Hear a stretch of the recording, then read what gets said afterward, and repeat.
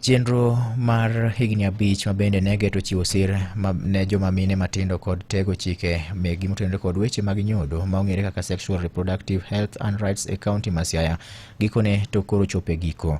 Chenro no mabende ong'ere kaka Make Way Initiative mabende ne ochaki higa mar 2020 ka itayo kod riwruok moro maong'ere kaka African Women Educationist Kenya ne kedo kod ratiro mag joma mine matindo ka thoro mare maduong' to ne ogeto nyiri kachiel kod mine matindo e kaunti ma Siaya. Jafwambo marwa e kaunti no George Amolo gi ler mathoth e wachni. Chenro midendo ni Make Way no ero mane itayo gi riwruok mar FAWE Kenya kotudore gi jokanyo mamoko ne ochaki e kaunti ma Siaya kae higa 2020 kane ogeto kedo gi wach iemo hiu, landruok kute mag ayaki to kod weche mag lwenje kata rocho ratiro mag oganda ka en chenro ma jatend migawo mar thieth e kaunti ma Siaya Dr. Martin Konyango puoyo mokalo. A lot more achievements have been outlined here, including the AYP, Adolescent and Young People Action Plan, amongst many other achievements that you did.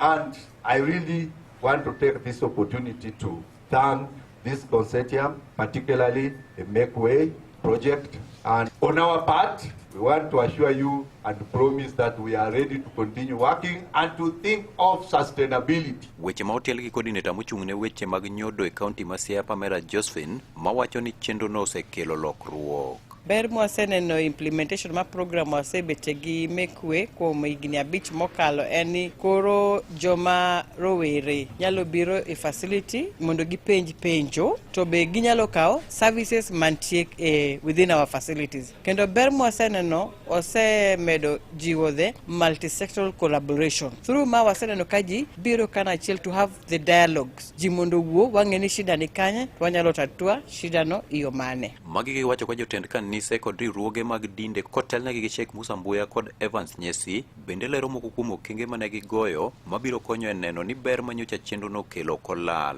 Adwoko erokamano ne program wasebedogo mar youth and adolescents on sexual and reproductive health. One kaka religious leaders waseloso safe spaces within our premises kun mwaleme mondo youth oyud a safe space maginya yude rightful information mondo giyud sexual and reproductive health rights services appropriately. Kuom mano endo wantiere kaerigo ka waparo ni ere kaka wanyalo dhi nyime gi tiyo tich maberni ma ok ochung'. Korka korgi to rowere kotelnegi gi Stephen Ouma kod Masio Nywera mar riwruok midendo ni IFEJ wacho ni gin bende ne ok gidong' chien. Ne gimiyo puonj adieri momiyo wanyalo dhi hospital mwagen gik madwaro about SRHR, gimiyowa wabedo machiegni ka gi dakteche ma shida mo wan godo iyudo ko wanyalo pimo daktari moriere gi SRHR issues ma daktari konywa. And as a youth champion negi trainer moyudo kaka banyalo loso gi yudhe wetena kendo ginegi empower wa in fact kaka yudhe we are very privileged ma wakonyo nyaka e loso the adolescent and young people action plan. Magi duto wasemana timo ne wach kony wayudo kowuok kuom Make Way. Ne Radio Ramogi e kaunti ma Siaya and George Amolo. Kakoro watieko nyakwara Mugajwang' magi kende thuond weche mana miyo peka koro